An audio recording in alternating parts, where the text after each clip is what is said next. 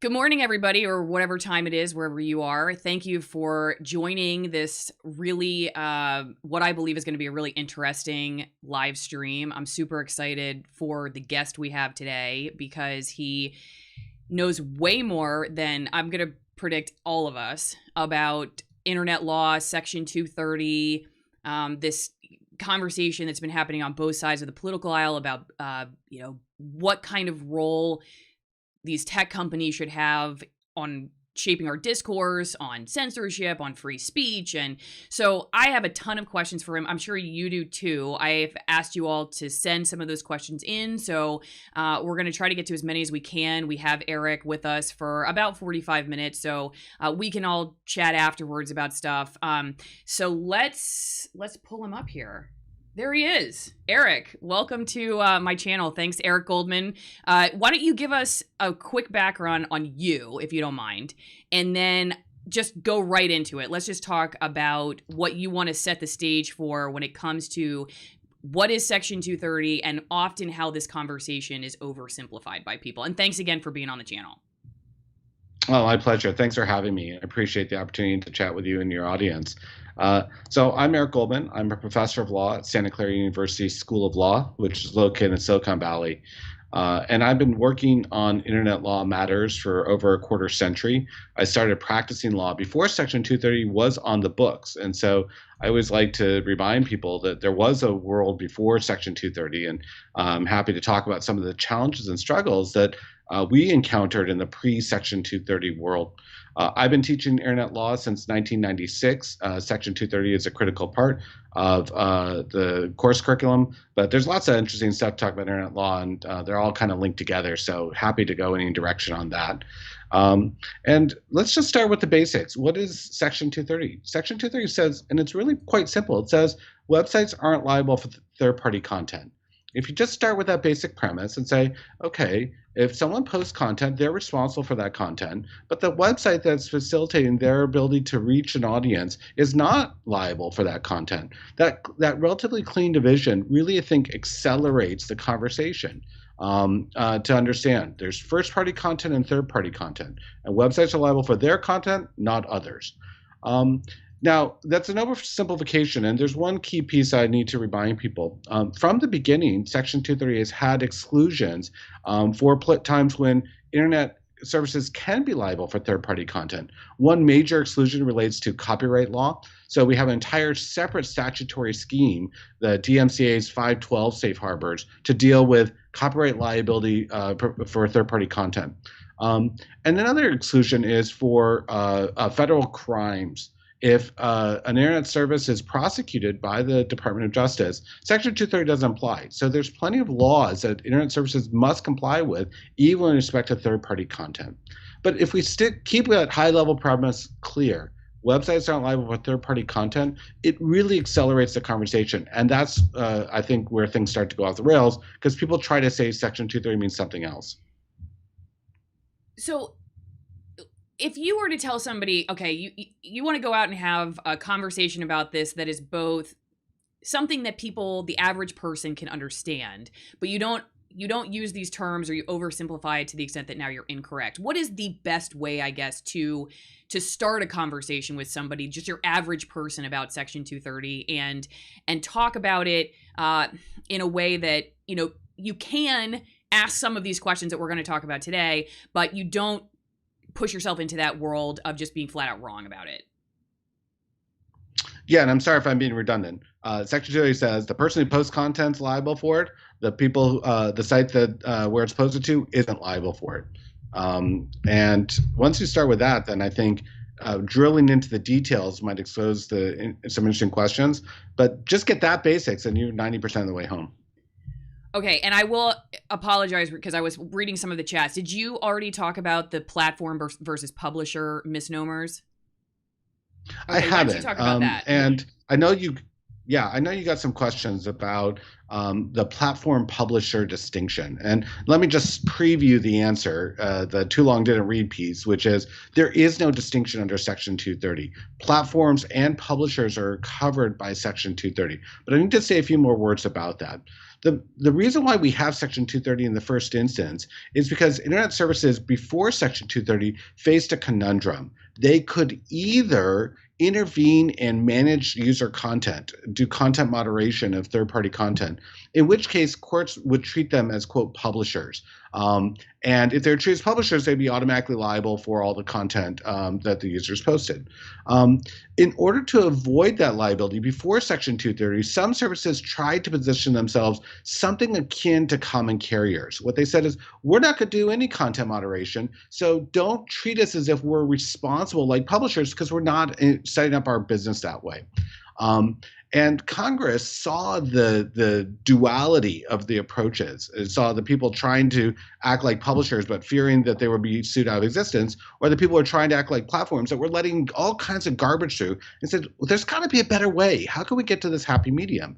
So what they did by enacting Section 230 is says, if you are a publisher of third-party content, you're not liable for that content. If you are what you want to call a platform, you're not liable for the content. And what it does is it lets services dial up or down the amount of content moderation they do without fearing liability for whatever they might miss or whatever choices that they might make that are challenged. And so whenever people say the publisher platform distinction, what they're really saying is they don't understand why Section 230 is on the books in the first place. The whole point of Section 230 was to eliminate that dichotomy, to make it so that whether services function as a publisher of third-party content or a platform for third-party dissemination, the legal results are the same. I see. Okay, so if you're somebody then, though, because I think at the heart of that question or concern is, how do you have a free internet? In other words, if you're, and I guess maybe that's not even the right way to ask the question, but. And I would encourage you to be very precise about free. This is like the open source joke. Right. Is it free as in beer or is it free as in good speech? Point. Okay. Well, yeah, that's a good point too. Because there's always that saying that if you're getting something for free, you're the one that's being sold, right? But when it comes to the idea, I guess, or the concern that is often discussed online, and typically it tends to be folks who are content creators that are kind of outside. I don't even want to call them fringe, because I don't consider myself fringe. I have 2 Emmys over my left shoulder. You know, I won the door prize of mainstream media. We could talk about how much those things are really worth at the end of the day, and whether you should even care. But that said, I'm not, I don't consider myself some just sort of Looney Tune that's out there. The only thing that's different about me now versus then is that I'm not paid by a corporate news ownership company anymore. And in some ways, I think that gives me a little bit more freedom to actually speak truthfully, and not necessarily be somebody who's, pushing any sort of propaganda. That said, I've been flagged by YouTube before. And so I think at the heart of those questions that people say about the platform and the publisher, which I totally understand what you're saying about how, misguided I guess that is. And I've been, I've also gotten that wrong. And that's why I'm glad to have you on the channel. How can you show up, I guess, or can we have a place where you have platforms like YouTube? And there's so much more to ask you about this too, specifically about, like, do these companies, do you believe, do they want the role of moderator that they have now started to fall into? Or was that pressure that came from politicians and they're like, okay, we want to keep existing, so we'll just do what you say? What's going on there? But is it possible to have an internet where you show up to YouTube and you don't have community guidelines, or you don't have people that are losing, they're just getting wiped off the face of the earth, like all platforms at the same exact time, for spreading disinformation or harmful content, which again, there are all these policies that I think are, in a lot of cases, I've seen how subjectively they can be interpreted on my own channel. For instance, one thing I've talked about in the past is I did a video about the COVID-19 lockdown protests actually in your area. And the guy I interviewed, he was just talking about going to the protests. And YouTube, even after manual review, decided that was harmful behavior. So they demonetized that video. I did another video about the Chaz Chop, which was that multi-block takeover of Seattle, where actually people were shot and killed. And that was not deemed to be harmful content. And so you're like, what's going on here? Can we talk a little bit about that? And maybe, like I said, I'm not even asking the question the best way to ask it, but I think you get my point. That's what a lot of people are concerned about. Can you have an internet where you're not concerned anymore that somebody's political viewpoint or questioning the establishment is going to get you knocked off? So I'm going to do what law professors do. We rarely answer the question that's asked. And I'm going to tell a short story in completely different vernacular. First of all, I don't use the term platform at all, actually. And so you'll notice that it's really important to me because think about a site like YouTube as a publisher of third-party content. It allows a person like you to come to YouTube to get publication tools, and then YouTube acts as the publisher of that content. Why that's important is because, of course, we know that publishers have the editorial discretion to decide what is fit for their audience.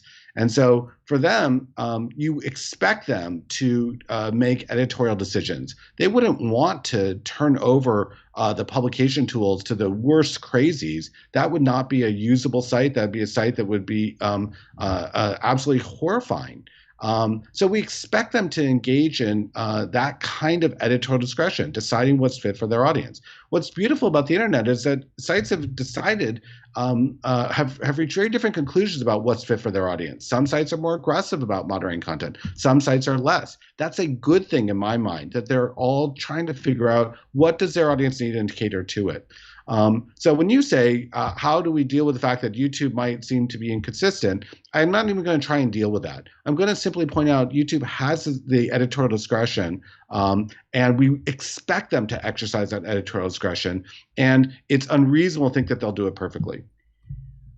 Okay, so then I know what the critics are going to push back on, and again, maybe this is a misinformed criticism or a misinformed way to question that, but should they then, because that's where you go back to this argument, should they then get these protections of being sort of just a place for people to upload stuff when I worked at King 5 or I worked at these other TV stations, you could sue if I said something or did something malicious or nefarious, I guess, about you.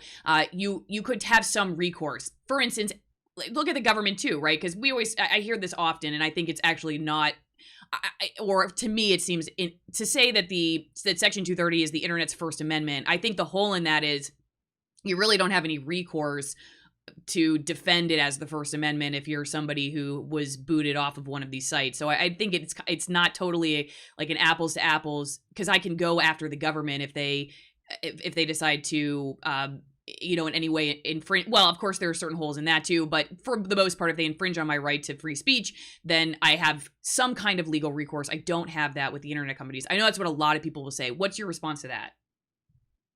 Yeah, I think it's the logical follow-up. So I've just taken the position that instead of calling YouTube a platform, I'm going to call them a publisher of third-party content, and I'm going to expect that they're exercising editorial discretion. So if they're exercising editorial discretion, shouldn't they face the same kind of liability that other media enterprises historically have faced for exercising editorial discretion? A typical newspaper or a typical broadcaster is responsible for all the content that they choose to provide to their audience. So why would we treat YouTube differently?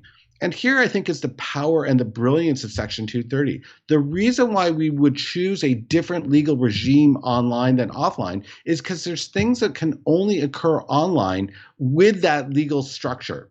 If we change the legal structure to the offline world, there's a series of content categories that simply won't exist online. And I believe it's right that we made the choice that we want those content categories. And YouTube is a fabulous example about that. Think about the kinds of things that we can find on YouTube because of the fact that people can upload content to YouTube without having to navigate the traditional media structures of submitting it, having it reviewed, having space capacity, and getting rejected in traditional media content submission processes. So, for example, we have how-to videos on YouTube. Those didn't really exist in the offline world. And how many of us have gone to YouTube and said, I got a problem with my dishwasher, and I want to try and fix it, and found a YouTube video that saved you the call to the plumber? That wasn't possible in the offline world. And things like consumer reviews, of which there are many on YouTube, those don't actually exist in the offline world. We had professional reviews, but we didn't have peer-to-peer reviews about goods and services in the marketplace. Section 230 is the reason why YouTube will provide those reviews. We have things like cat videos. Now, you might laugh about that, But I'll tell you, that puts a smile on the face of many people every day. Those exist because of YouTube. There is no offline equivalent to cat videos. We have things like America's Funniest Home Videos, where you get an hour of curated videos, some of which might include cats. But here on YouTube, you can spend your life watching cat videos. And finally, and this is really critical to you and to your audience, which is we get people like you. Now, you had access to an old traditional media outlet, but you didn't get the discretion to decide what stories to cover. You didn't get the time and space to tell the stories the way that you wanted them. But because YouTube opened up the doors for people like you, you get to develop this channel, and your audience gets the benefit of your expertise and wisdom. That didn't exist in the offline world, and that wouldn't exist if we were to have the old liability regime. Yeah, that's a really good point. It's something I've brought up in the past. I have gotten comments from people that are like, well, you know, what's the big deal if you're working for YouTube versus you're working for a newspaper or TV station? Isn't it kind of the same thing? You have an editor either way. And the reality is, like, I don't on YouTube have to go through that process, exactly that process that you're talking about. I don't have to go through the time constraints, or I don't have to follow, I don't have to have assignment meetings with YouTube at 9:30 in the morning every day, and go over what YouTube wants me to cover and how they want me to cover it and all that stuff. And so it is definitely different. For those people, and I do want to say, guys, I'm going to get to your questions in a second. We're just going to talk through a couple more points, and Bill, thank you for the super chat too. And I will pull that up, and Eric will, I'm sure, well, you know what? Why don't I just pull it up right now? I get this a lot. So Eric, I'm throwing it your way. And let's see here. I'm going to try chat 1. Did that work? Oh, look at that fancy. So Lynn, you guys, obviously Lynn, my husband, helps me as producer. Well, besides my 8-month-old. And so we have this new fancy way of pulling up questions. So Eric, the question from Bill is, if the companies want to continue autonomy, they have to stop with the Gestapo-like censorship. I get that all the time. I know that probably makes your head spin to the 180 degrees. But would you mind responding to that criticism again? I know you've already kind of discussed that, but just that's what I get. I probably get that more than anything. So what are your thoughts? So I will point out we already fulfilled Godwin's law, so kudos to getting there so quickly. Look, let's talk about the term censorship, and this is another term that's critical, like platform. When we talk about platforms, it invites us to say, well, we're not really talking about publishing, so we can ignore the typical considerations about publishing and First Amendment and free speech. We're talking about something else. Similarly, when we talk about censorship, in my world, the only people who can censor are state actors. They are the government. They are the people who take our tax dollars and they use them to try to deliver goods and services to the people who have entrusted them with those tax dollars. And when those people weaponize their power to control how we talk to each other, that's one of the worst abuses. We're paying for them to say, you can't talk. That has nothing to do with YouTube. YouTube is a private entity that has publication tools, and it decides what's fit for its audience. It would be like saying the New York Times censors me when they don't publish an article that I submit to them. That doesn't really even fit. No, they exercise their editorial discretion. They decided this didn't fit what they wanted to deliver to their audience. And so if we want to talk about government abuses, I think that's super healthy. But to try to treat a private publisher as if they're exercising the same control over conversations that the government, with our tax dollars, exercises over us, I really think that misunderstands fundamentally the power dynamics. Okay, let me ask you another question. This is from Rob. Do you see a rise in censorship between pre and post-Trump election, and is that a correlated causation?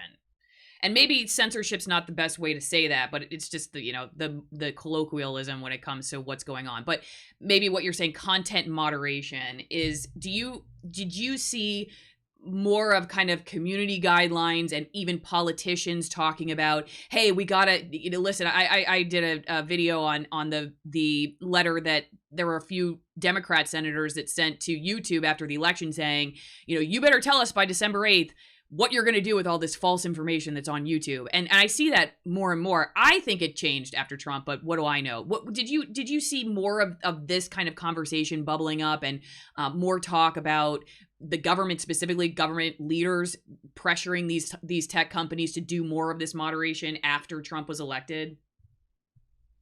And so again, and just your questioner, I think probably asked the question before I just unloaded on the use of the term censorship in this context. But what I do whenever I see the term censorship is applied to private internet services, I just substitute in the word editorial discretion. And if you just make that clean substitution, it actually makes the question quite cogent. Have we seen an increase in editorial discretion exercised by internet services post-Trump? And I'm not sure what date are we doing post Trump's election, Trump's failed reelection, some other date. Which date are we measuring from? We are talking about post 2016. Okay, so two things to note. One, government loves to censor private entities. It's a bipartisan appeal. Every person in government thinks I can tell the world what kind of conversation they should be having, and I don't want them to have any conversations I don't want them to engage in. So anytime there's an opportunity for the government to tell the internet services how to exercise editorial discretion, they're super jazzed about that. And it's a bipartisan thing. It's not a Democrat thing. It's a Republican thing. They both agree that they would like to tell internet services what they should and shouldn't be saying. That is censorship. That's an actually correct use of the term censorship. And what's happened since post-2016 is a couple things. One is that I think prior to 2016, governments were concerned that they really didn't know enough to speak up.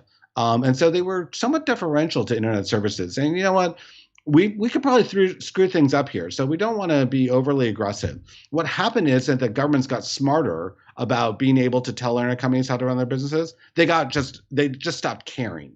So now government officials across the globe and in the United States are excited about telling internet services how to run their businesses without actually knowing what they're talking about. And so that fear of getting it wrong has gone away. And so, yes, I think the governments have become more aggressive on that front. The other thing that's happened is that the internet services have just gotten bigger. And as they get bigger, they run into more edge cases, more 1 in a million or 1 in a billion type circumstances that has required them to create new policies and new procedures, and has created more exposure for the fact that if you have a 1 in a million situation, you only got a million, you're not going to run into that very often. The government's not going to care. But if you're 1 in a million, but you've got 100 billion items a day coming up, you're going to run into that so frequently, the government's going to start caring. So we've seen both the lack of inhibition on the part of government officials who love censorship, as well as an increased volume that has created more edge cases government feels like it. Okay, so real fast, thank you, Serene, for the super chat. She writes, I appreciate you. Eric, I don't know if she's talking about me or you, but maybe it's the you plural, so we appreciate that. I do want to say, though, I have found, and I obviously, as you said, this is a talking point on both sides of the aisle. That said, when you hear Republicans talking about it, it's typically, we want to force the internet companies to do what we want because we want to be able to say what we want. Whereas when you hear Democrats talking about it, it's we want to force the internet companies to do what we want because this information is harmful to people and it shouldn't be out there because it's destroying our elections or it's going to destroy public health or whatever else. I don't hear Republicans saying we want to lock down information because it's harmful information, but you can push back on me on that one. I just don't hear that often. You're right that they're both going after the companies themselves on either side. Again, I think that Democrats tend to be calling for a ceasing of and a removal of information they find to be dangerous or false. Whereas when you hear conservatives talking about it, they're saying we're sick of being ripped off the internet and we want to come back at you all and I do see a lot of emotional response on that side about we're treated unfairly and we're being kicked off the internet unfairly because our views are seen as harmful or dangerous or whatever else. So what do you think about that? Yeah, I think you've summarized the general polarity pretty well, that both sides agree that they want to target Section 230 and that they want to tell internet services how to run their business. but they don't agree on what they want the internet services to do. As you've described, the liberals generally want more content moderation. The conservatives generally want less. I will disagree with you slightly. There have been a number of conservative-led proposals to tell internet services about specific categories of content that they want removed.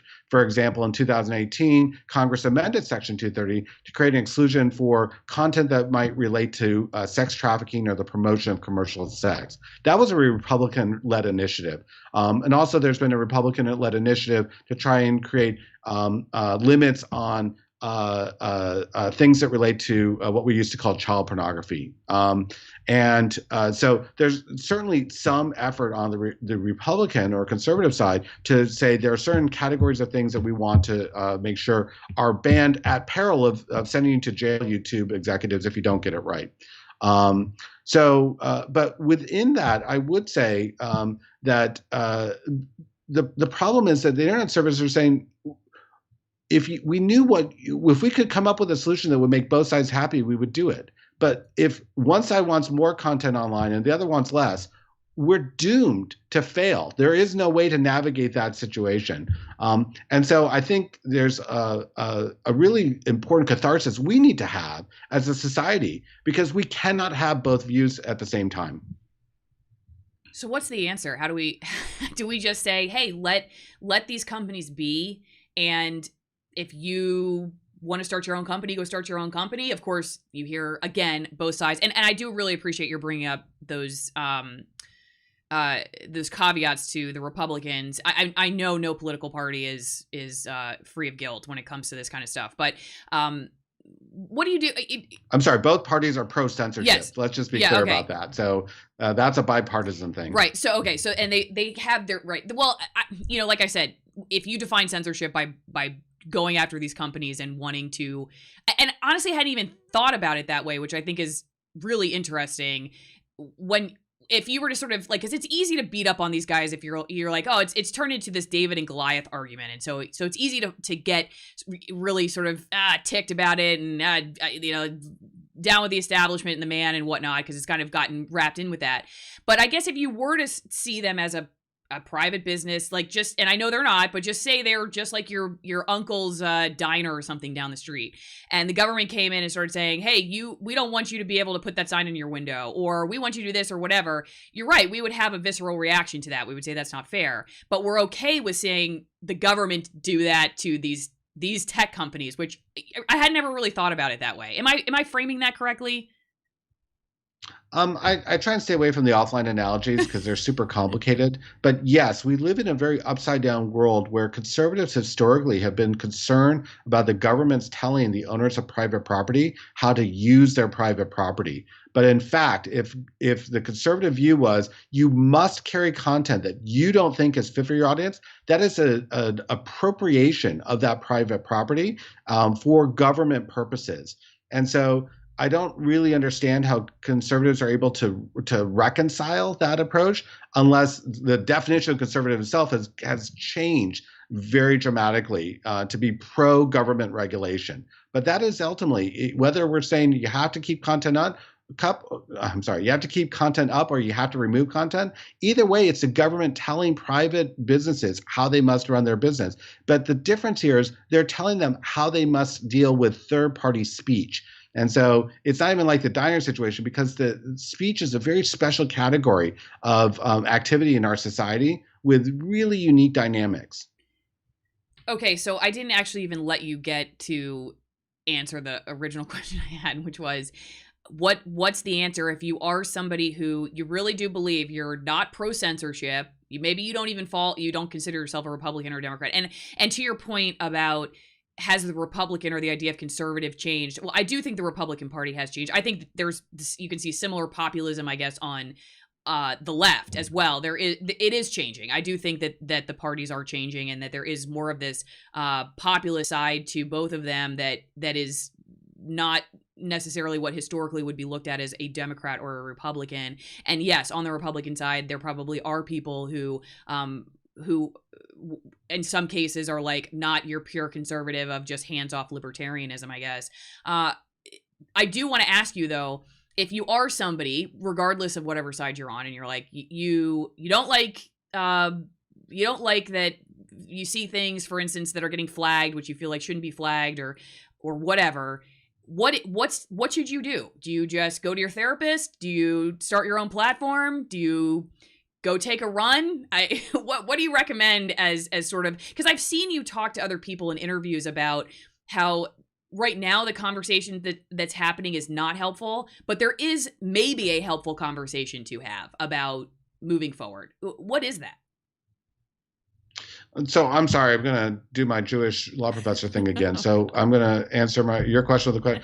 What problem are we trying to solve? And this is one of the things that drives people, old-timer Section 230 proponents like me, absolutely batty, because there just seems to be this generalized fix it. But what problem are we trying to fix? And if you could tell me which problem we're trying to fix, I'll have a better answer for you.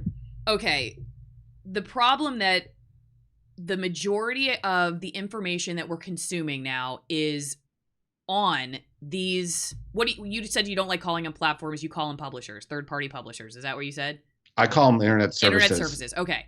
So you have these internet services that are the main bearers of truth and information nowadays that we're consuming. And you have moderation happening. Like you said, you don't want to call it censorship. Okay. So you have moderation happening where editorial discretion, where certain ideas are just not allowed. And so people think these ideas just don't exist. Or for instance, okay, one thing that was brought up by Glenn Greenwald, for instance, who you probably are familiar with, who reported on Ed Snowden and the NSA leaks, that stuff like that would be considered by Twitter standards of hacked material, would not be allowed. So perhaps nobody would have known about what was going on with the NSA spying program, which is essentially it's been determined to be an illegal program that was pressured because people were able to find out about it because of the freedom online, frankly, right? Because there you could find it. Would that have been allowed in today's world? I don't know. Maybe it would have been flagged like, the Hunter Biden stuff was. I don't know. But I think that's the problem that people are talking about. It's if these internet service providers have such power to not necessarily they want it or they do, I don't know, but they are where we turn to now for our public discourse. Should they become a utility, for instance, where that's what people ask, and I have my own concerns about even going down that path, but I know there are some people who ask that question. The problem is you have these very powerful companies for which you have no recourse if the information that you're presenting is flagged by them. Do they have the legal right to do so? Yeah. People say, but they're enjoying, they're enjoying a lot of power with no ability to rein them in. We don't vote anybody in. We don't vote for Jack Dorsey. We can't vote him out. We don't have any recourse if we're like Tulsi Gabbard's lawsuit, for instance. What happened there? And a lot of this stuff that I've seen judges hand down, and again, perhaps I've misunderstood this, is not said that they aren't doing this, that it's not happening, these ideas of exactly what we've talked about here. It's just that they have the right to do it. So is that okay? Is it okay that we are in a world where we are turning to this sphere of influence for our public discourse, but we have no recourse if there's if the stuff that we're questioning, which may be very important questions to ask, is determined to be a violation of their guidelines, and you just really can't do anything. And really you can't go create your. I mean, it's kind of dumb. There are, of course, news sites that are bubbling up, but they don't have any real competitive side, in my opinion, compared to a YouTube or a Google. So that's the problem I think people are talking about. And maybe maybe you'd say, hey, that's not a problem. Like that just is what it is. And like I said, I've had people say, hey, if you don't want to deal with this, and just don't say stupid things, and you won't win stupid prizes, or don't say false things or whatever. To me, that's just a total oversimplification and a misunderstanding of what's really going on here. Maybe there is nothing to do. Maybe this is just where we're at. That's the problem. I know it's kind of a long-winded way to say it, but that's how I understand it when I talk to people. You got a lot going on there, so I'll see what I can do to pick off some comments about that.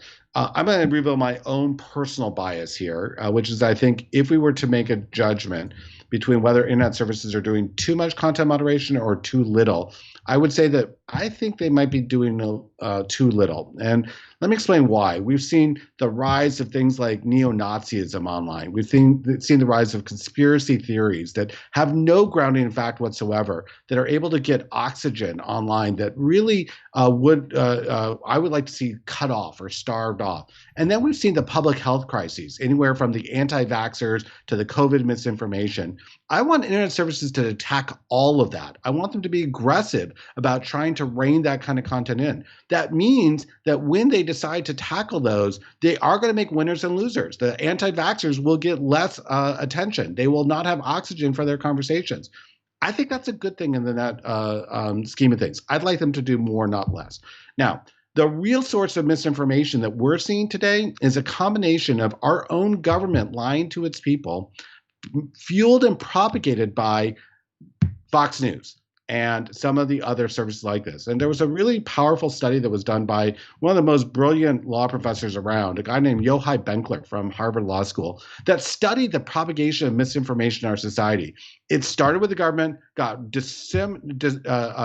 evangelized through Fox News, and then it got disseminated further on social media. Social media was not the place where the problem started. It started with the lies our government told us, and then it got amplified by Fox News. So to me, I think the online services are actually fighting a losing battle against the fact that the people with the biggest megaphones, the broadest power of exposure, are actually the ones that are going to be injecting the misinformation into our system. Now, if you don't agree with anything I said in this last response, that's fine. My question for you would be then, what's the fix? What is the solution that you think would cure that problem, that internet services are doing too much moderation? How do we remove their incentive for moderation?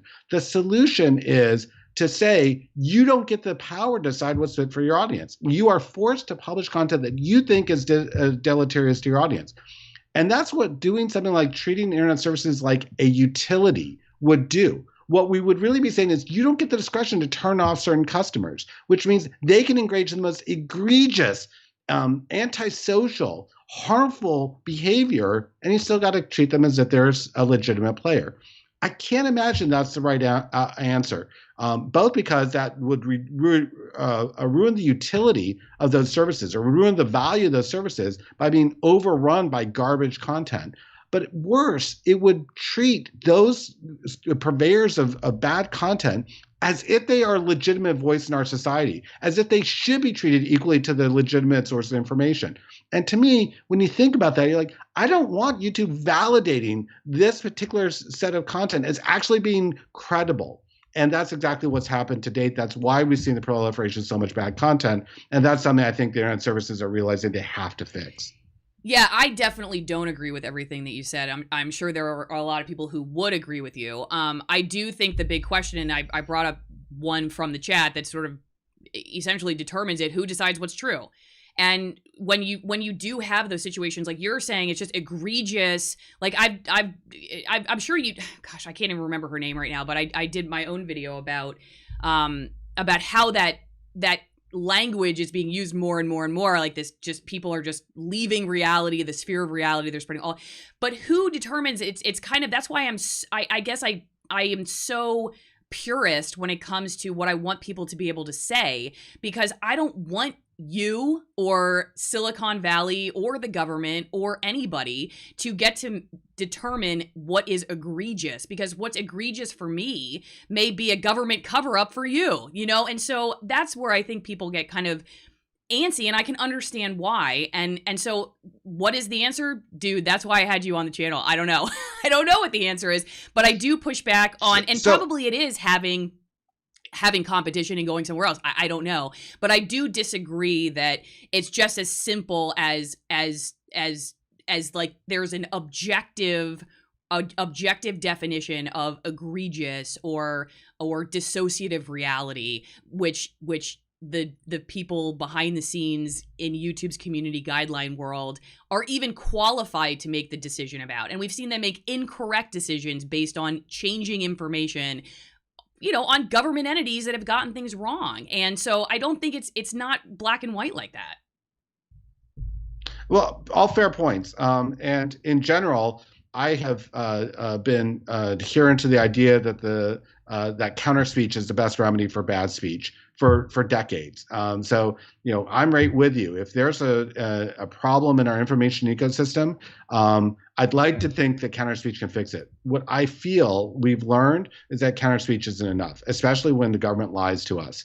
When the government is the one producing bad information, counter speech can't carry enough weight against the government in order to correct it. And that's why I think the last couple of years have been so pernicious for us, because we've realized that the government will lie to us when it's in their interest, and when they do so, the mechanisms aren't strong enough to correct it. But I guess when you talk about who decides truth, I find that question honestly a little bit baffling, because YouTube never purports to say that they're going to define truth. Just like the New York Times never said that we are the arbiters of truth, or that the big three broadcasters never said we're the arbiters of truth. I don't know why we would think that any individual publisher in the ecosystem is the arbiter of truth. There is no truth. There is no single truth that can be conformed to. But each service can decide what they think is fit for their audience. And if they're getting it wrong, they're going to hear from their audience, and ultimately there will be marketplace corrections. And if there's not, let's figure out why that mechanism isn't working, and let's call that the problem that we need to fix. Okay, there's so much there that I want to respond to, but I'm going to try to get to some other questions. I don't think 45 minutes is enough What for us. What time? We'll have to just start. Oh gosh, it's 10:25 already. I'm gonna try to get. I have a few more minutes, but let's see what questions we can get through. It sounds like you got some good ones. Well, okay. Somebody's asking. All right. So, for instance, you did say that the New York Times never said it's the arbiter. That's not actually true. The New York Times made it very clear post-Trump, and they even wrote an article saying that Trump has challenged their, I think it was their rules of objectivity, or their, they have to go after him because he's such a liar. Now, you could push back on that about the Obama administration and the kid gloves that they and other media organizations gave him compared to what he was doing behind the scenes, not simply towards journalists themselves, but they have come out and basically said, hey, we do have to do this for you. That's where all the fact checking. That's why when you watch mainstream news now, they'll have the speeches up and they're like, okay, and they go back and they sit back in their chair and they've got this smug grin on their face. Listen, I really feel like I have to moderate this for you now. And I remember another video I did, which was hilarious to me, where like Rachel Maddow had Jenny Durkin on. She's the mayor of Seattle, and they were talking about the Chaz job, and Jenny, Miss Durkin's like, well, no, lots of people are moving to Seattle. Seattle's great, nothing to see here, and that was their way of fact checking Trump. Okay, but that's not true. There's a 1,500% increase of people fleeing Seattle right now. So, but that's the fact checking now, which is why like it concerns people. They're already on to the media game, and I've been there. I do think there are a lot of really well-meaning journalists, but they are trying to put themselves in the place of truth moderator at this point. They absolutely are. They've been flat out, honest about that part. And with YouTube, I don't necessarily know if YouTube or Facebook or Twitter wants to be in that place now where they're like with their smug grin coming back, let me check this for you, I'm Twitter. But they are getting pressured to do so, not just by the government, but also by journalists who like say some of the same things that you've said.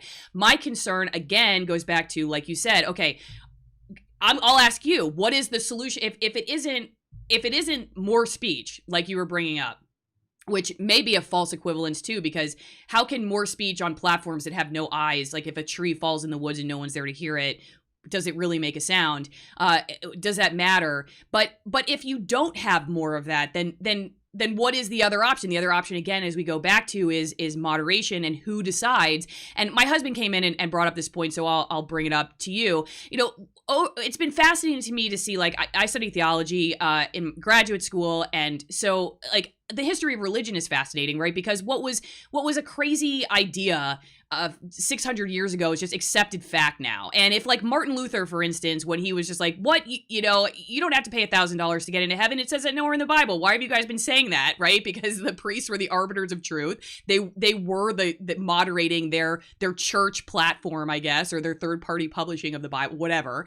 And they were telling people all kinds of things that weren't there. So when people could start reading the Bible for themselves, they were like, well, you guys are nuts. And that's what started the whole Reformation movement. And so what happened if Martin Luther, if YouTube said, Martin, sorry, but what you're saying is dangerous, you're out of here, you know, where would we be today? So I'll just, since Lynn has helped me set up the live stream, I feel like I owe him, you know, the opportunity to sort of pose that question to you. But that's my pushback on that. I'm sorry, just to clarify. So your husband asked me about Martin Luther and the Reformation? No, about the idea that you have these, you have these movements over time, which they would have been called exactly what you said, right? They would have been egregious disinformation campaigns to the elite or established class, the priestly class. I'll just use that because that's exactly what they were. And then over time, it's like, now it's just accepted reality. You're like, well, wait, you know, what about washing your hands? I've talked about that too. That guy was like booted out of the medical profession. The guy that was like, maybe we wouldn't lose so many women giving birth if like doctors would just wash their dang hands in between each patient. But he like died in an insane asylum, I think, like a poor broke dude, because nobody believed what he was talking about because germ theory wasn't established reality. So it's crazy to see journalists or historians or people who have worked in fields where there's been a long history of change in thought and critique over time. They frankly relied on that, saying, no, we shouldn't allow for outside alternative viewpoints because they could be harmful, they could be wrong. It just seems so odd. And so again, this is more of a philosophical conversation than it is probably an internet law conversation, but that's at the heart of it for somebody like me is how can you know, today's egregious falsity is tomorrow's accepted reality, and who gets to determine one versus the other.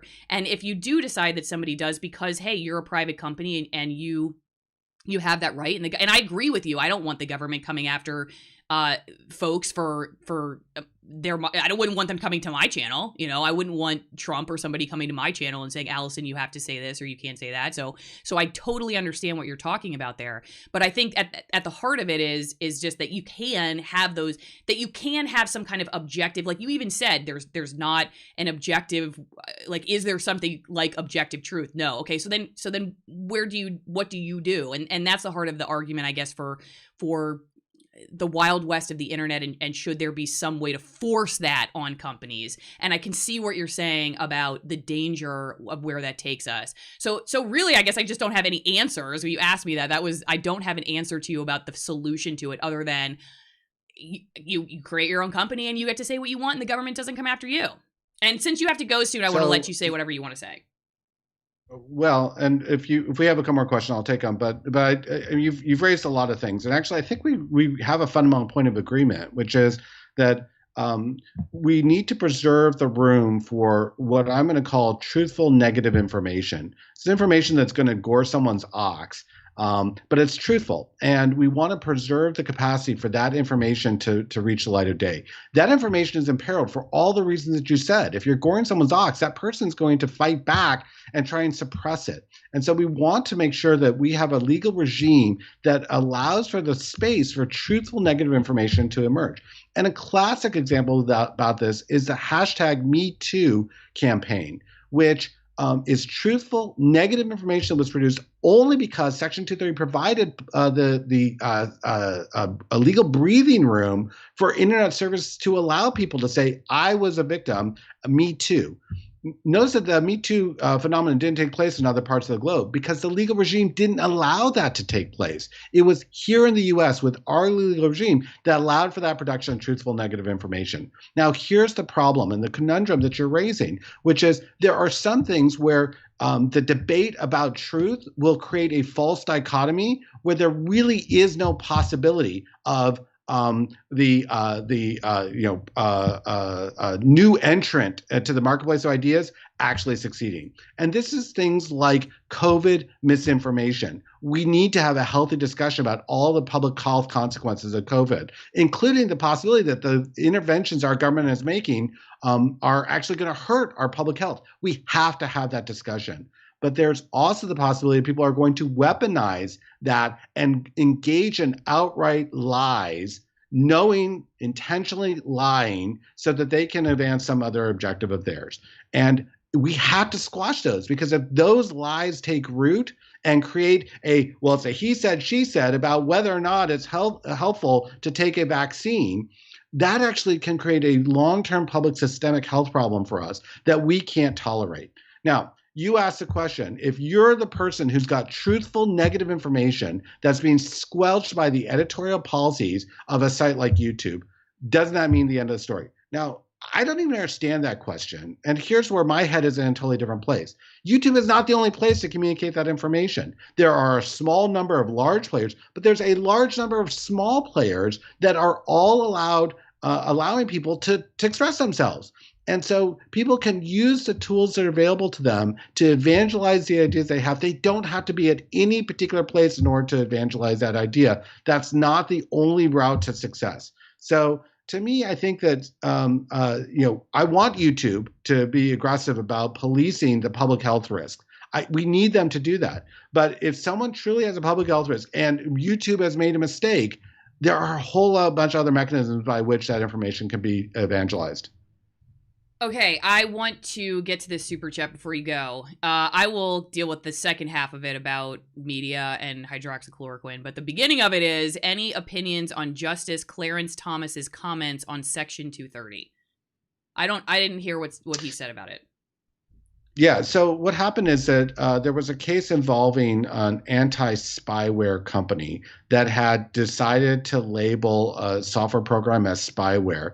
And that program believed that they were being labeled spyware because the vendor wanted to suppress them as competitors, not because they were actually spyware. And Section 230 covers this in a provision that we haven't really been talking about. This is Section 230 C2B. It's a provision that really only applies in the context of filtering services like spyware, spam, viruses, and child safety. So that case went up to appeal, discussing whether or not the internet service, the anti-spyware vendor had the right to characterize another program as spyware. And Justice Thomas decided to write this 10-page discourse about all the concerns he has about Section 230. Many of which had nothing to do with the case. And if you're familiar with our adjudicative process, normally what happens is a judge hears two stories. They hear the plaintiff's story and the defense story. And then they try to tease out the truth between these polar opposite stories.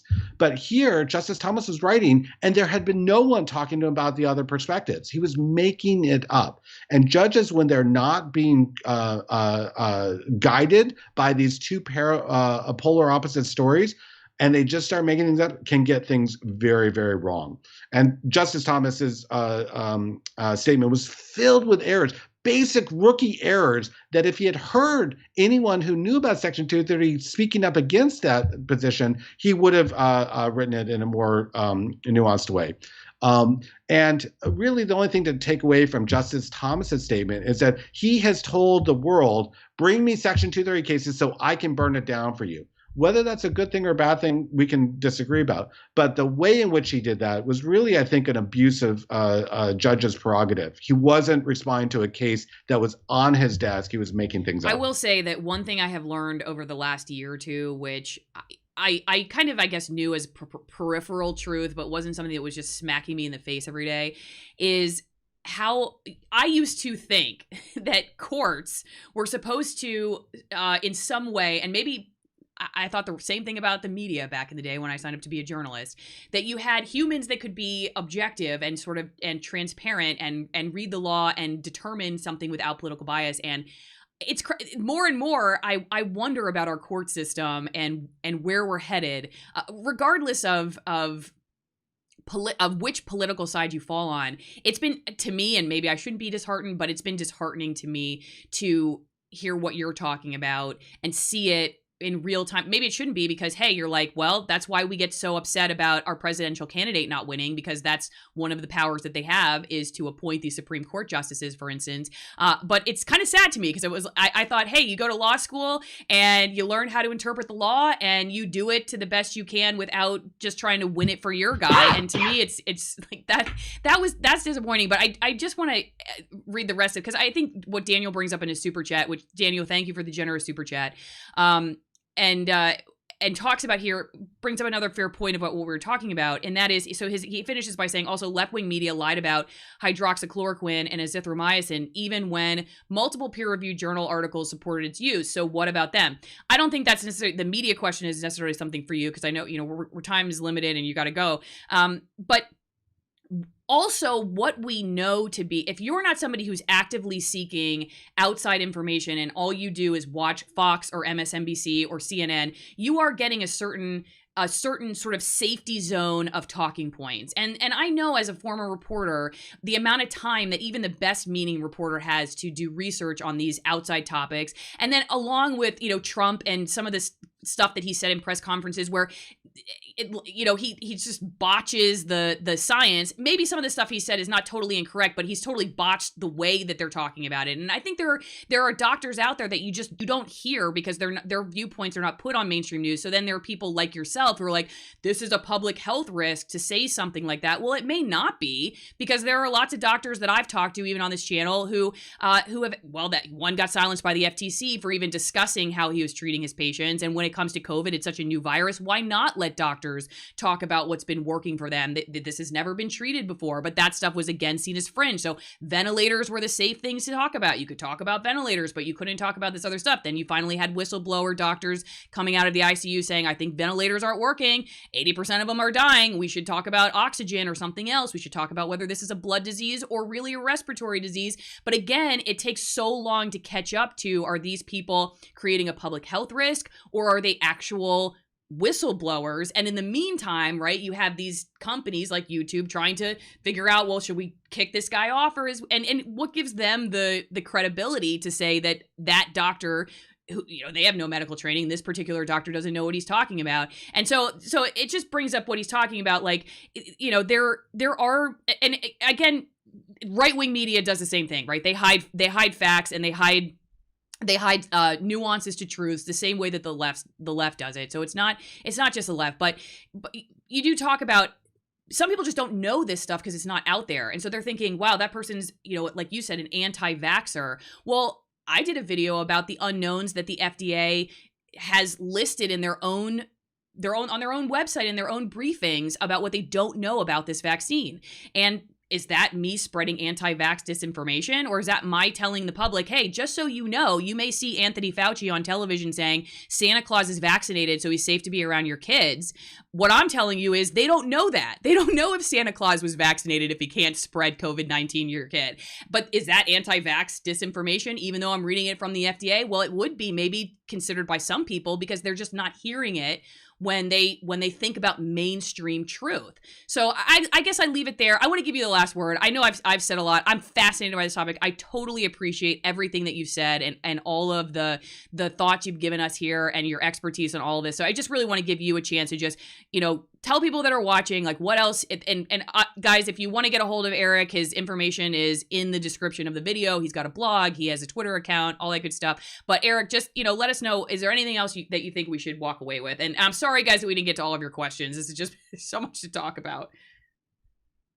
Well, first of all, thanks for spurring this conversation. And I appreciate the fact that you raised some really good, powerful questions about media ecosystems generally, not just about the internet, but about how do we want information to flow in our society? How do we deal with protecting truthful negative information while not allowing people to inject deliberately false information into the ecosystem? And then how do we overlay things like the First Amendment, which limits the ability of the government to restrict the flows, certain flows of information, even things that might be pernicious. So there's some really powerful, complicated questions here. The one thing I want to leave your audience with is that I'm going to take the really provocative provision that whatever problem you think needs to be solved, Section 230 is actually probably the solution. And I can say more words about that, but I just want to leave in your mind, if you think that there's too much moderation, or you think there's too little moderation, Section 230 is actually a thing that might allow you to get the results that you want. If you think that there's too much power in the hands of too few tech giants, Section 230 is actually a thing that might give you what you want. And so I encourage you to actually understand the mechanics and dynamics of Section 230, because chances are that it's a better fix for the problems than you might expect, and it might be the best fix that we can come up with. It might not be mean that we get good options, but it might be the least worst option among our choices. Yeah, that is one point I think that I've taken away from all of the research that I've done. And again, like people disagree on like you said, what the problem really is, and then what, even if there is a need for a solution and whatnot. And you brought up a lot of good points on that. But I think you're right that we have become such a tribal, especially, and I think you could talk about how the online world has helped us get to that point where we have a hard time, necessarily having these sort of complex conversations, even though it's given us the ability to do so if we want to. But I feel like everybody gets so emotional when they're in chat rooms and in comment sections, and maybe it's because you're just not talking to a person face to face, and so grandma seems so sinister in the comment section when she's really just a nice old lady across the dinner table, and maybe we just need to go back to some of that. But yeah, it seems like Section 230, when left alone, and maybe without the pressure of politicians, everybody would maybe, I don't know, maybe there would be a lot less complaining, and perhaps, like you said, Section 230 has become the scapegoat, and unfairly so, and has become a political talking point more than anything. And then at the end of the day, we end up cutting off our nose to spite our face because we're listening emotionally to our tribal political leaders who are not necessarily giving us all of the information that we need to make decisions that are important to the flow of information online. Can I append one more thing to that? Just what I think is probably obvious to your audience, but sometimes you need to hear it. The government loves it when we spend our time angsting about tech giants and Section 230, because it means that we're worried about that source of power and not paying attention to the sources of power that are possessed by the government. And so the government's the one that's the real threat to most of our society. They're the ones that are often injecting false information into our ecosystem. They're the ones that have the guns that can be used to weaponize against us. They're the ones that can make the life-changing choices about whether or not to grant us benefits or not.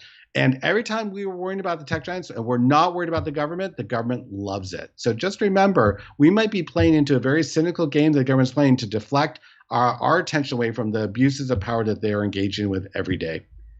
Great way to end it. I appreciate it. Thank you, Eric Goldman, again, for all of your expertise and insight. Guys, again, you can see Eric's stuff on his blog, and you can follow him on Twitter. Eric, I will let you go. I'm going to stay on the chat and just talk to people for a little bit more, read through some of these questions. But maybe we can have you back on sometime, and maybe we'll do the nighttime audience sometime, if you have a chance and if we didn't beat you up too bad today.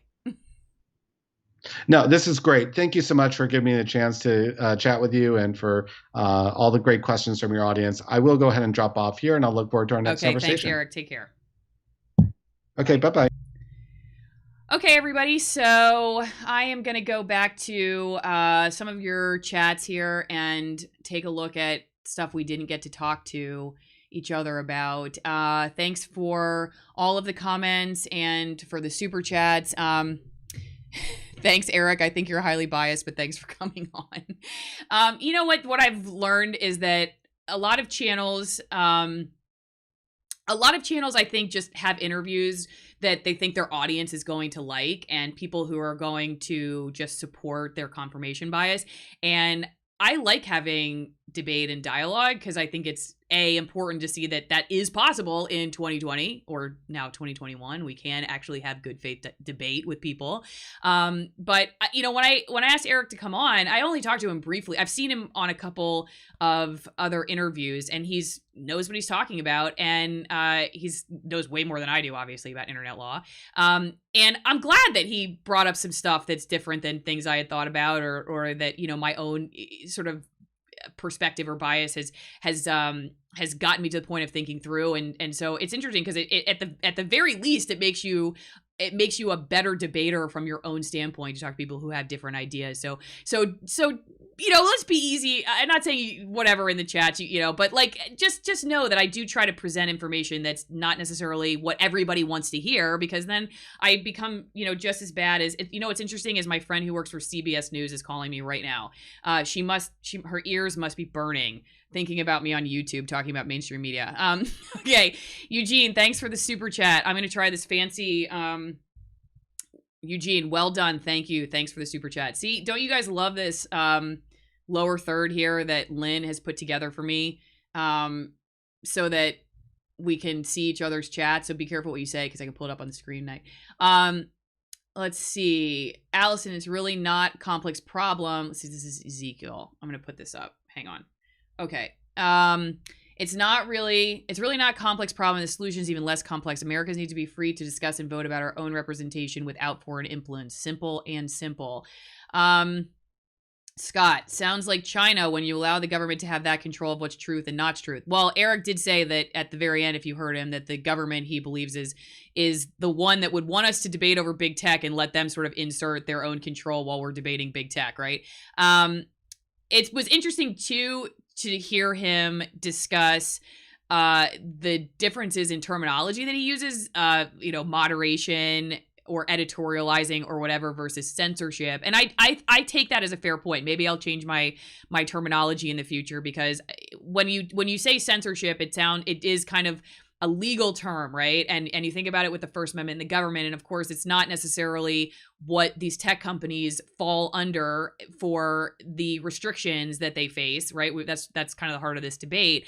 But it is interesting to think about it that way. I'd never really heard somebody say, hey, listen, if you're going after these companies and you're the government now in control, is that robbing Peter to pay Paul, or is that just trading one abuser for another? And I, of course that's kind of negative the way I'm talking about it, but I'm trying to put myself in the shoes of the people who would push back the hardest on Eric and say, hey, don't necessarily think that just because you get rid of Silicon Valley's control and you put the government in their seat that you're going to get a better situation for freedom of speech. Okay. Like it as he said, it could end up being worse in the long run.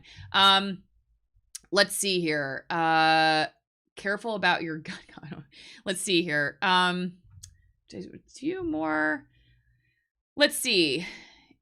Ari, am I saying your name or Aries G? It could be interference, but it's not censorship. That was a huge misrepresentation. Okay. Yeah, I mean, that's a difference. I think it is. It's a difference of how you talk about it. So I will think about that in the future.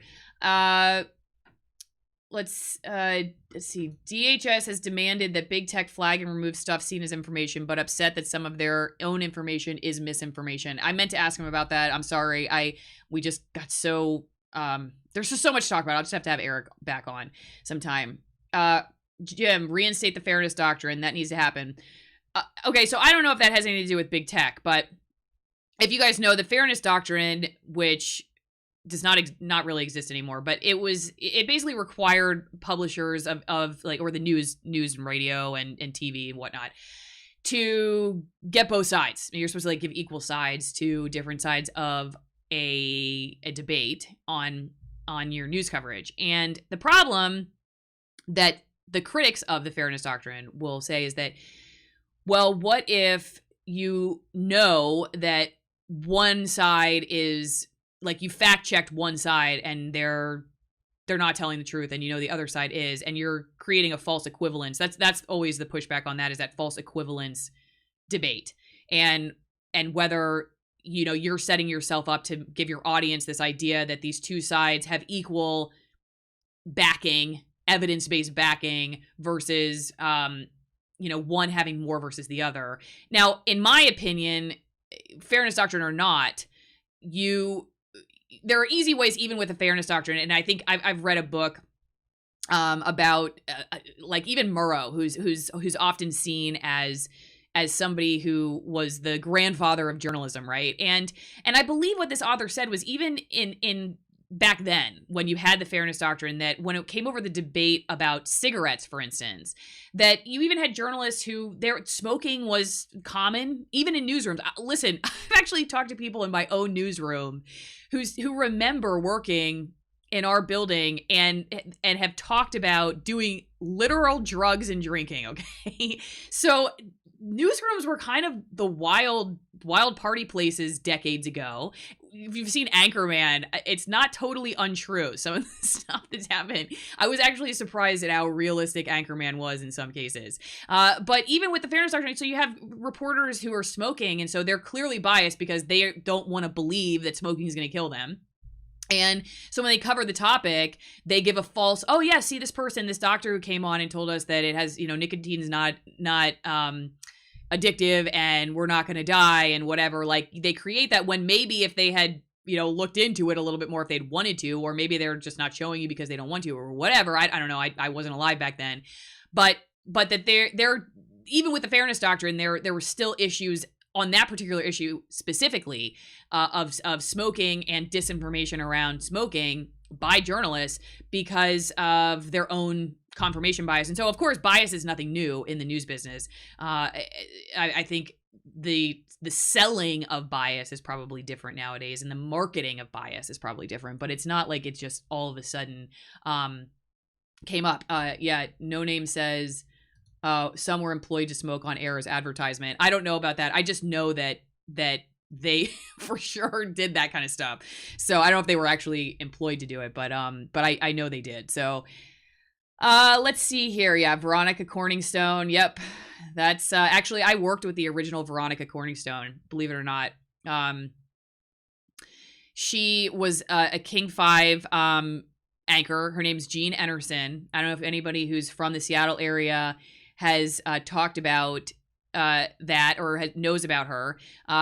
But Jean Enerson was the main anchor at King 5, my last station, for almost 50 years. They used to call her the Queen of King.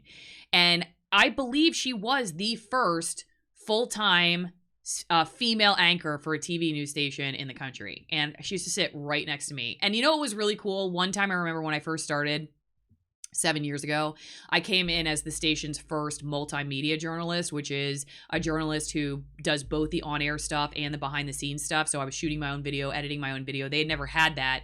They had one guy in the whole Seattle market that was doing it, but nobody at this particular station. And so I was the second in the total market, the first at my station, and I was hired in order to start that program, which is now very common at King 5. But I remember meeting Jean in the hallway, and she's like an icon of news history, really. And she came up to me and she said, "You are a piece of history." And I was like, "Me? I'm a piece of history?" That's amazing to have you say that, because she has such a big name. But it's true. Like, we were kind of looking at each other as she's handing the baton off to the next generation, and the things that have changed under her watch in the industry are just fascinating. And I've talked about some of them, the time constraints under which reporters work and all that good stuff. It's not so good, I guess, but the deadline pressure and all of the extra work now that you're doing in such a little amount of time. Many of this changed in 2008 because of the recession, because TV stations decided that they wanted to continue expanding live content, but they didn't want to hire more staff. And so what they did was they separated reporters and photographers, and they taught photographers, hey, why don't you guys start writing and learn how to go on air? And they said to the reporters, why don't you learn how to shoot and start doing the behind the scenes work? And that way they doubled their staff without hiring anybody and without increasing their budget. And that just became commonplace. We never went back to the old way of doing things pre-2008. So that's when a lot of those changes happened. Let me get to, I know we have another super chat here. Woody, the issue of censorship I have is I don't get the opportunity to see for myself if the content was questionable. Right. And so, again, one of the interesting points of the discussion that we had with Eric is, okay, again, like, he wouldn't call it censorship. He's going to call it editorial decision-making or managing the content, whatnot. But yeah, I think probably more than anything, what I think is the most important for people nowadays who are consuming news, whether it's mainstream news or it's online, is just be aware that there may be something out there you don't know. Okay. So that seems really dumb and really oversimplified. But if you can at least start from the perspective that what this person's telling me, including me, okay, may not be the entirety of the conversation, because we all have our own particular perspectives. We have stuff we just don't know. I don't know what I don't know. I do the best in good faith to give you the information as I've found it. But just to be aware that just because it doesn't exist in this platform or on this person's channel doesn't mean it doesn't exist somewhere. And that goes with the information about COVID or information about any other particular issue that's a hot button issue right now that could potentially be taken offline. That if we at least approach it from a perspective of like, maybe there is an alternative opinion to this or another fact, like again, instead of just saying anti-vaxxer, okay, like that's often just thrown out there, like anti-vaxxer, as if there's not a fair conversation to have about the safety of vaccines. There absolutely is a fair conversation to have about the safety of vaccines. You don't have to go any further than the CDC to talk about that. And specifically when it comes to the COVID vaccine itself, there are questions that I've brought up in previous videos that just about the unknowns. We should be able to debate those topics without being looked at as some kind of conspiracy theorist. I'm totally on board with that. And again, the conspiracy theorists of the 1500s, right, are the mainstream know-it-alls of 2020. And so it's just, you have to be careful. So just start from that perspective of, I may not know everything. And maybe with Section 230 has given us the opportunity to start looking at alternative viewpoints, which again is why I get concerned when I just hear people say, hey, we're just going to repeal it. I didn't ask Eric about this, but I'm curious what you guys think too in regards to attaching Section 230 to the stimulus bill and the stimulus checks, regardless of what you think about the stimulus checks, whether you think, this is the right or the wrong way to go about it. Why, Lynn and I were having this conversation last night. Are these politicians, do you feel like these politicians are kind of holding the American people hostage with their different political tennis matches they're having and using these checks because they know that if somebody votes against the checks, it's going to make them look bad with the public. So they're just like slipping in all these things that they want to get done but is that, what do you think about that? I guess, what are your thoughts on that becoming a political talking point? Like, we're going to hold your checks and you people that can't keep your businesses open or you can't pay your rent or whatever, sorry, we got to deal with Section 230. Just curious what folks think about that. And Woody, again, thanks for the super chat. I'm going to go back and Eugene, I can't remember. I think I did your super chat, but just to make sure, well done. Thank you. And I'm going to go back to Bill here. Bill has been on the channel before. You all may remember him. I wonder how he would have responded if the Green New Deal received the label of negative, truthful information and was monitored as such. Again, that is exactly the point that I brought up when we were talking about it. What you may see as disinformation, and we are assuming that he agrees with the Green New Deal. I don't know that, but whatever. Like, that obviously was a hot topic, a partisan topic, and you're saying, okay, what if the people in power didn't like that? Which is, of course, like, the people in power tend to lean in the direction of mainstream, liberalism, I guess, and so. In that, I guess I shouldn't have oversimplified that. The people in the position of the sort of the pressure that's coming to censor more information comes from that standpoint of the disinformation. I believe, like the calls, and I said this on the chat with Eric, that I hear more calls, even though he said both sides are pro-censorship, and there are instances of the Republicans calling for that. When it comes to the disinformation side of things regarding COVID, or like you're talking about here, like the fact checkers with climate change, for instance, they tend to align with a more mainstream Democrat way of looking at things. And so that doesn't necessarily bode well for progressive Democrats. I watch a couple progressive Democrats on YouTube who are just as concerned as sort of the Trumpist right about, the online content conversation, because they are also outside the mainstream and they also feel like their content is under attack and that the politicians are pressuring these companies to take their content offline.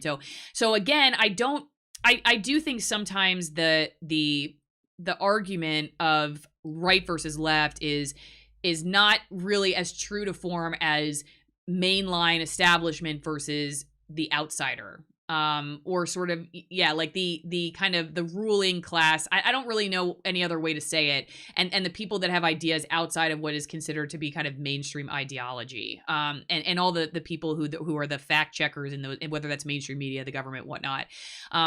So often I think it's more true to form to talk about it as kind of a mainline versus a critique of mainline or outside the establishment versus right versus left. I think that's sometimes a false way of looking at it, at the debate here. Okay, let's see. Trumpers like me, we're not Republicans. I mean, we're just not. Okay, well, I don't know if other Trumpers would agree with that or not, but as I said with Eric, I do think, because he said, well, conservatives seem to not be as conservative anymore, and I agree that I think under, the folks who voted in Trump tend to lean more towards a populist right perspective than just your historical conservative way of looking at things, and are in some ways an opposite of the left's version of that. There is a version of that, I think. Let's see. I voted Dem till 2012. Jeff says alt middle. Bill, attaching anything to the stimulus bill other than money to help our citizens is wrong. If a bear poops in the woods and a liberal isn't there to smell, it doesn't make a smell. Oh, that's low. All right, let's see here. The whole point of these, David Wood, the whole point of these giant omnibus bills is to be able to misrepresent political views. It's an interesting comment. Environmentalism today is sadly tied to the Great Reset, which means transfer of wealth. I know the Great Reset is a big talking point right now. There are a lot of videos out there about it. I need to definitely watch more on that conversation, because I know it's something that a lot of people are talking about online.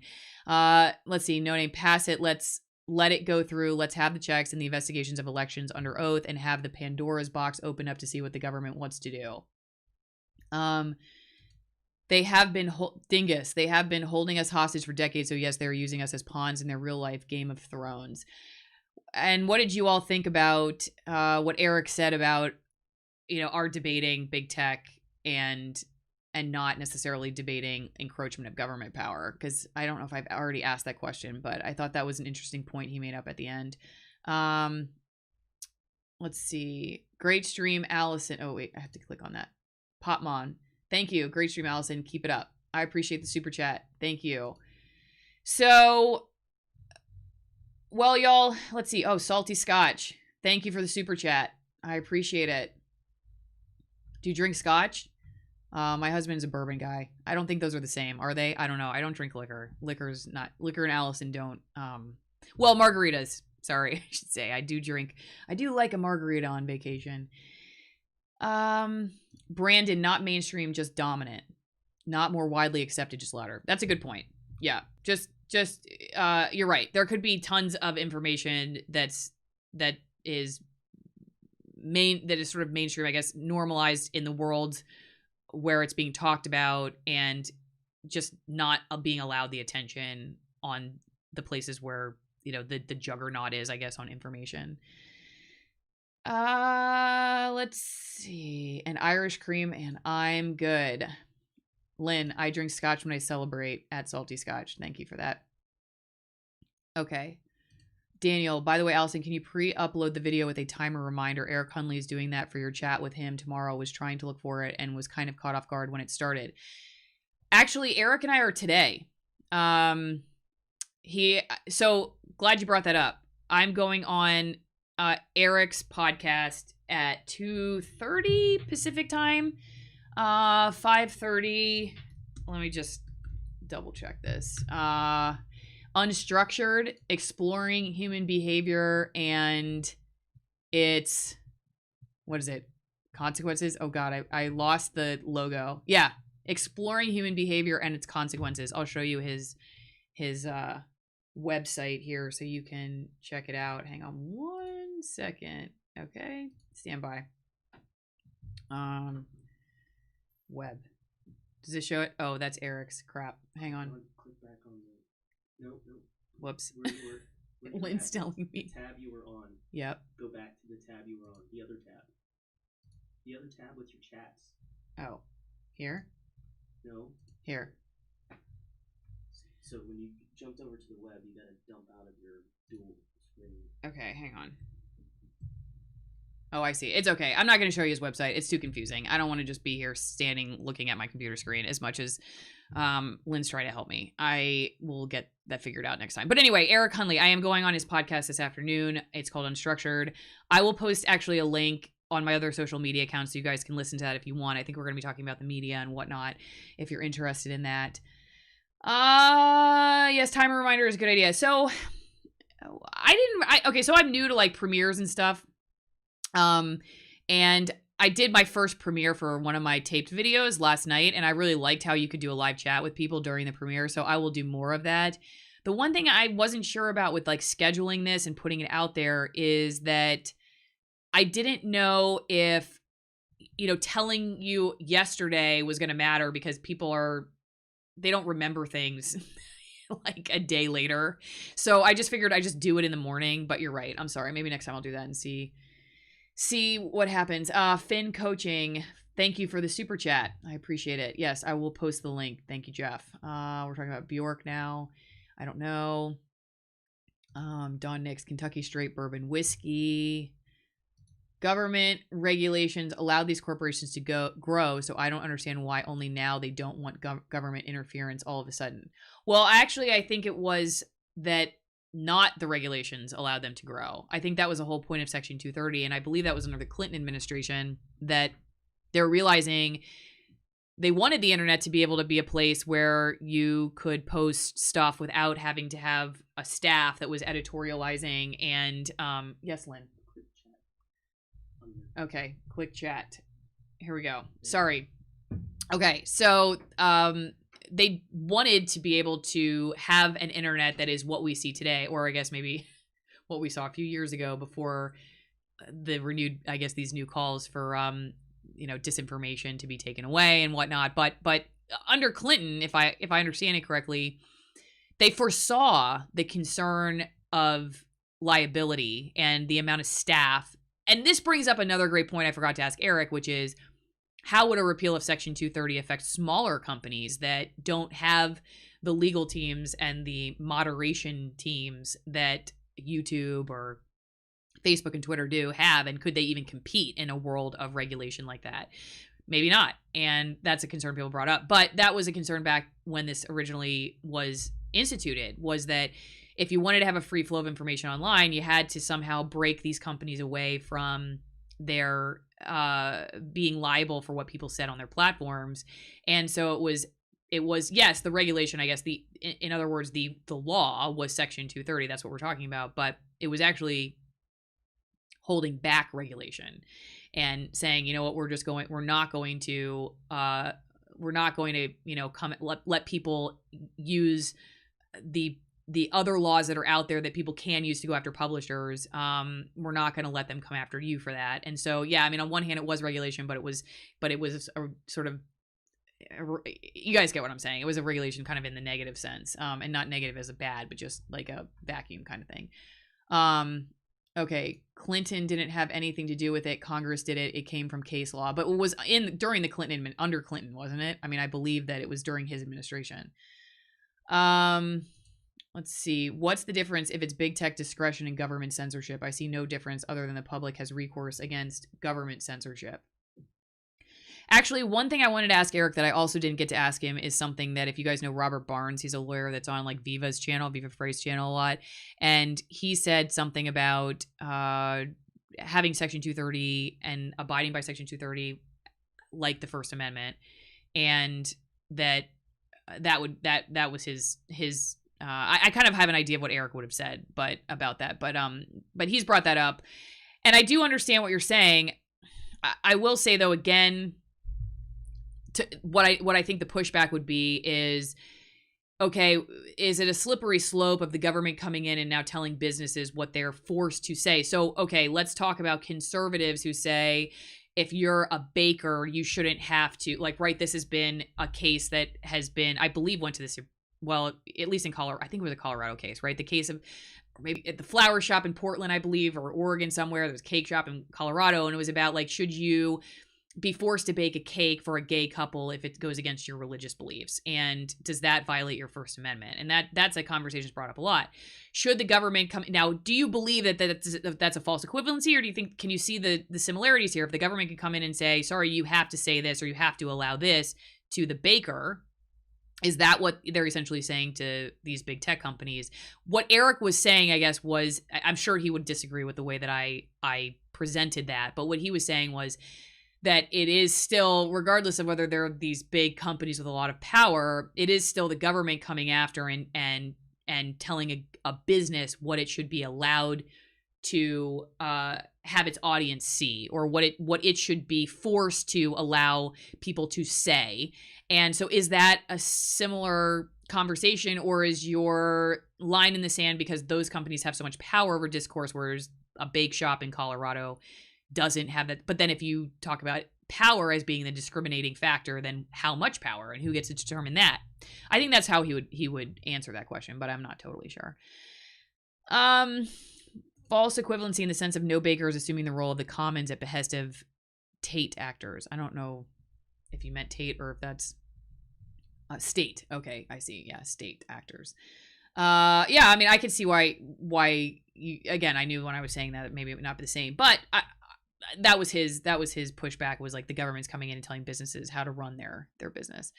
The difference is that I can be held as Aries G, the difference is that I can be held responsible at how I exercise my free speech. These corporations are given special protections that I am not afforded. Yeah, I guess so.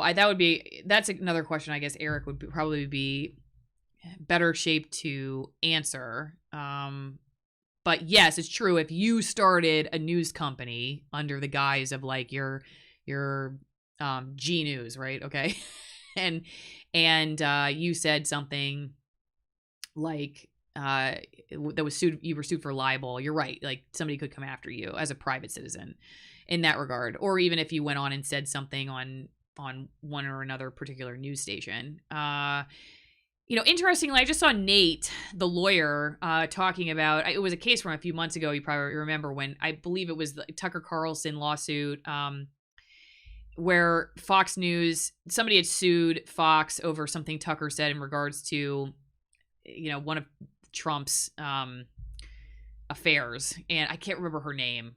You probably remember, you probably could tell me that. I cannot for the life. I'm having mom brain this morning, but one of the ladies who was, they had this settlement with Trump over their affair, and Tucker was talking about it being extortion. And so then he was sued over that, or Fox was sued.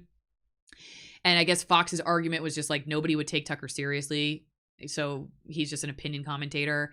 And so actually it was thrown out for that reason. That's what I've read anyway, and what I've watched and Nate just did an upload about it. So you could go watch him if you're not familiar with Nate. He does a lot of good stuff on he's been doing election stuff. He does police stuff too.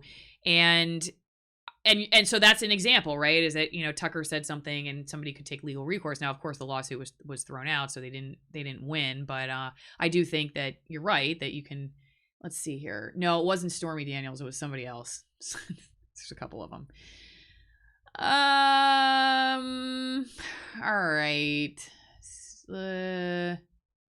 No, it's not Stormy Daniels. It's some other lady. Let's see here. Tucker. I'm just going to type it in. Tucker fake news lawsuit. Okay.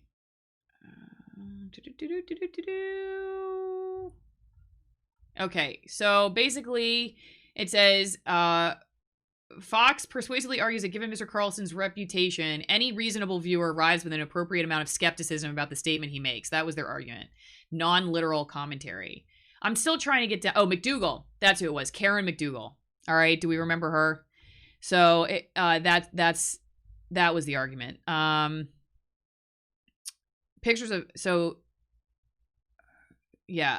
began presenting Trump as the victim of extortion, seeking to discredit former Trump attorney Michael Cohen's tale of hush payments and alleged campaign finance law violations. Carlson first told viewers, remember the facts of the story. These are undisputed. And this is, during the 2016 presidential campaign, McDougal, former Playboy model, it's Stormy Daniels is McDougal. Oh, duh. All right, sorry. That's right. Sorry. It just totally hit me that they're the one and the same person. Thank you, everybody. Oh my goodness. Oh, I just really need to get some sleep. Okay. Yes. So it is the same. So thank you. And I was reading from NPR in case you guys were wondering. All right. Well, probably almost time to end the stream. How's everybody feeling? Good. How many people do we still have in here? Still 167. Not bad for a couple hours of talking about something. Let's see here. It's funny. I think Lynn was screaming from the other room. Stormy Daniels is Karen McDougal. I'm like, be quiet, Lynn. I can't pay attention when you're screaming from the other room. He was just trying to help me out. But anyway, there's just too much. There's too much to know. There's too much to know out there these days. I'll tell you what. And you know what? What's funny is that it feels like that was 15 years ago. It feels like that was 15 years ago. Oh no, Karen McDougal isn't Stormy Daniels. Can somebody help me with this? Ex-model Karen McDougal. Silent Stormy Daniels and Karen. Okay, they're different people. They are different people. All right, so I was right. All right. Karen McDougal. Eric Hunley. Thank you. Yes. Okay, they are not the same. And then Jim's like, you're thinking of Susan McDougal. No, it's Karen McDougal and Stormy Daniels. They're not the same person. I just want God. I was right from the beginning, but then I was trying to read through some of the the literature about it too quickly, and then I got them. Let's see. If you can dodge a McDougal, you can dodge a ball. And then Jim, yeah, haha. Yeah, thanks a lot, Jim. All right, so I'm glad we clarified that. There's too many and too much, and it happened too long ago. It was just happened way too long ago. You know what would have been funny though is that what if you had because Monica Lewinsky is all over. Well, she could probably get bigger, but a bigger presence. Maybe I don't know if she. Let's see if is she on YouTube. I was just gonna check because I think she's definitely on Twitter. She's got a big following, but I was just wondering what would it have been like if there was YouTube the way it is right now during the Monica Lewinsky scandal. And I don't know if she's got a channel. She's got a lot of talks on here, but I don't see that she has her own channel. I think maybe she needs to have her own channel, but I don't see one. If you guys know of Monica Lewinsky having a channel, let me know. And I just think it would have been interesting. It's just so fascinating to think about all these things that 20, 30 years ago, we were all debating over the dinner table, and YouTube was just a twinkle in our parents' eyes, and what it would have been like talking about all this stuff back then. No, they are not the same person. You're right. They are not the same. I'm canceling all McDougal. Okay. Dirk Foster, thank you so much for hosting this. Hopefully he will come back on. I agree. I hope he will. Let's see. Having Eric on again together with a less biased legal expert would be fun. You know what would be really interesting, actually? Do y'all remember Danny? Let's see. I gotta look him up because I can't remember Danny's last name. He was a constitutional attorney who came on my channel a few months ago. Constitutional law. I'm just looking him up so I could. Sheehan. Okay, Sheehan. If you remember, I'm looking. Is this all crap? I have to go back to my original. Hang on. Okay. Sorry, you guys just saw the analytics of the YouTube channel. Anyway, the guy that came on my channel a few times, a constitutional law professor and constitutional law expert, Danny Sheehan, who has been on some fascinating cases. And I have a video talking about this topic with him, and he actually would have disagreed with Eric on quite a few points. I do wonder if constitutional attorneys tend to be more purist about this stuff because they see the abuses that would happen if not for these very hard line constitutional rights. And because they look at it from that perspective, I do think they probably don't buy into that, like the idea of just, oh, it's just disinformation, because they have seen how historically that would be used by the government to silence somebody, whether that's about war or anything else. And he's worked on stuff like the Pentagon Papers case, for instance. I think that's a great idea. I would actually love to have the two of them on. And so I will reach out to Danny and see. Maybe Danny would like to come back on and talk about it. He's not an internet law expert, but he is a constitutional attorney. And I remember him saying, you know, somebody should sue the tech companies. So he'd probably have a very different perspective on all of that. Scott says, now I'm confused. I'm very confused about all kinds of things, but I don't know what specifically you're confused about. Eric Hunley, that would be awesome. Yeah, I think that would be good. Again, Eric Hunley, I'm going to be on his podcast later today. Eric, can you leave in the comment section again, if you've already written it, can you say again when and how people can listen in, and I'll post it too. And I don't know if YouTube will let me post your link publicly on this chat, but I'll make sure it gets out there. Good discussion. We got a lot of work ahead of us on this subject. Yep. Or some people would say just leave it alone. I think it's a debate that needs to keep happening. Constitutional guys, the judges that decide the cases that created 2:30. Eric, it's at 5:30 p.m. Eastern Standard Time. Right. And they can go to your website, which is unstructuredpod.com. Unstructuredpod.com. I'll put it in the chat right now. Hopefully I still have a voice by the time we get to that. Here's the link, everybody. Yeah, Eric, YouTube won't let, for some reason, even if I say show, it hides everybody posting a link. Only I'm allowed to post links for some reason. See? I'm censoring you guys. I'm censoring you. Actually, I'm moderating your comments. That's what Eric said. Eric says it's on YouTube too. Is that Unstructured on YouTube? And you can watch it. Let's see. Trump was doing his job and accused of all kinds of crap. Now is the injured party by more chicanery, but is then accused of fixing something. Then why all benefit went to the China. Yikes. I don't know what that's about.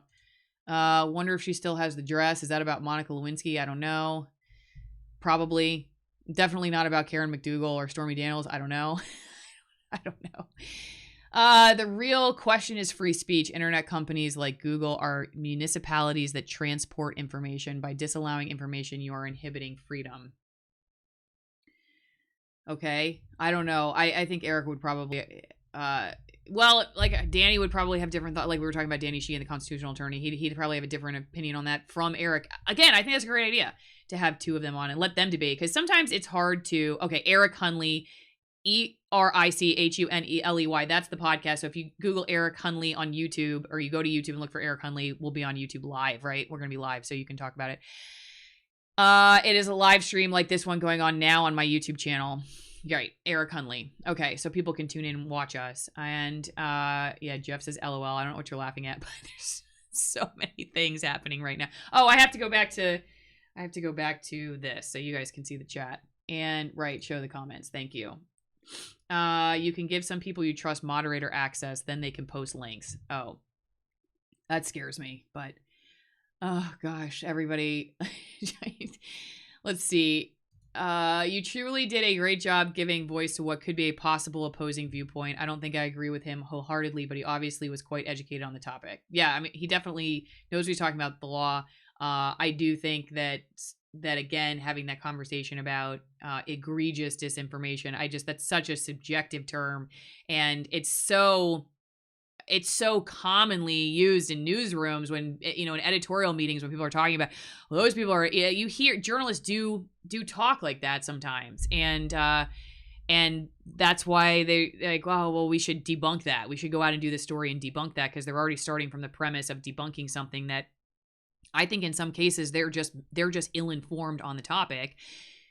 I haven't done a video about this, but I've thought about just doing one quick video upload on how much more informed I feel about the outside critiques of kind of sort of the mainline ideas that are out there now that I'm on the digital sphere versus when I was in mainline news. And in mainstream news, I didn't understand topics as well as I understand them now.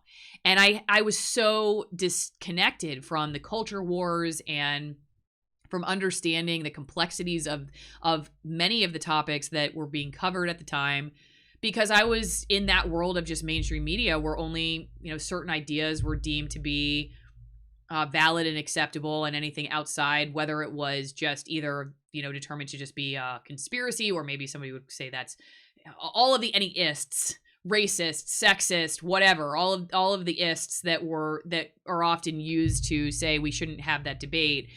And that kind of stuff happened in the mainstream media world in editorial meetings. And so now that I'm on YouTube, I really do feel much more plugged in, because people can't. And again, that's a testament to the conversations we're allowed to have here. Okay. Jim, I remember back in the day, newspapers having bias. What did we do? We didn't buy the paper. Funny story about that, okay? I'm in high school. I get selected to be in honors poli-sci, which is just like 10 people in my whole high school. Now, I went to a very small school, so 10 is probably 30% of my graduating class, but still. Anyway, I was selected for honors poli-sci. And my teacher told us to read one newspaper in the area. I was Tampa, Florida. Well, I technically St. Pete, but the Tampa Bay market. And so my teacher said, okay, every morning you have to read this newspaper, and then you're going to get quizzed on it when you come in. Well, my parents didn't like the bias of that paper. There was another paper that had opposing viewpoints. I'm not going to say which is conservative and which is liberal, but that's basically what they were. One had more of a liberal bent, one had a conservative bent. And my mom wrote in and she said, my daughter is not going to just read that newspaper. She will also be reading this newspaper, and you need to have a quiz based on the information in both. And I was so embarrassed that my mom would do that, because I was just really like, I remember I was in this class with the star soccer player at my school, and now my mom is causing all these problems because she's telling my teacher that we now need to read even more. It's not like everybody was mad they had to read one paper, and now we have to read two papers because my mom said that there was bias in one of the papers. So that's true. And Eric saying Great Britain doesn't have the same allowances for free speech, same issue with Canada. Either you believe in inherent rights that all humans possess, or gifted by God, or you don't. That is what we all must look at when we see ourselves in the mirror and decide how we progress in life. Okay, really interesting point here that I'm going to talk about real fast. In one of my videos with Danny Sheehan, the constitutional attorney, we were talking about human rights and the arguments for protecting human rights and the different arguments that are often used. And he was saying that the way that I was presenting my argument was a utilitarian perspective, which basically means I often say, hey, if I don't protect it for my adversary, then eventually it will come after me. So I need to protect freedom for my adversary to speak their mind. Otherwise, it's only a matter of time before the finger of censorship points back at me. And that you're cutting yourself off at the knees, asking for somebody you disagree with to be silenced, because now you're okaying silence, and if you think you're not ever going to suffer the repercussions of that, then you're naive. So he said that's the utilitarian way of looking at rights, that protect it for somebody else so that I protect it for me. But he said the higher purpose way of arguing this is the benevolent way of looking at it, and that exactly what you're saying, benevolence and protecting someone's right out of benevolence, essentially from the legal perspective, or the way that he was arguing it as a constitutional law guy, is seeing it as a fundamental right. And regardless of whether you are ever going to benefit from that right or not, that you protect that right because it is a fundamental right. And as he says often, the Constitution doesn't give us freedom of speech, that freedom of speech is a human right, and the Constitution protects it. And then oftentimes when we talk about this, we say the Constitution gives us this right. What he says is, no, we have this fundamental right of being able to speak as a human. And the Constitution simply protects that. It doesn't give us that. Our government doesn't give us the right to talk. We have the right to talk. Our government is respecting our right to talk based on the protections in the Constitution, if that makes sense. Okay. There is an old saying that you should ponder. We as humans are unable to make better decisions without better information. That's another great point. Good point. Eric, I totally agree with Danny on that. That was the view of the founding fathers. Yes, I think that's exactly what Danny was talking about when we were discussing it on my channel. I've got 5 generations of journalists in my family here in Scotland. I wouldn't believe a word of them have any said. any of them have said. Well, I mean, I don't blame people for being skeptical. I will say that there are some people out there that are, there are a lot of people that are trying. I've done a video about how just terrible it is to try to get to the bottom of things, even if you do want to as a journalist, because of how much work there is to do nowadays and how little time you have to do it. And you guys can watch that video. You know what I'm talking about if you've been following the channel. Let's see. Ryan Holiday covers this really well, and trust me, I'm lying. There used to be 2 opposing papers in most places. Oh, interesting. I have to look that up. I have a lot of reading to do that I had never heard about until I got on YouTube. Manufacturing Consent was a book I had never heard about when I was in mainstream media. Shocking. And, oh gosh, there are a couple others. I want to read Matt Taibbi's Hate Inc. too. There's just so many things that I didn't know about until I got on, to the digital sphere. Mike, so if people post naked photos of ex-girlfriends online, that is just your gift from God.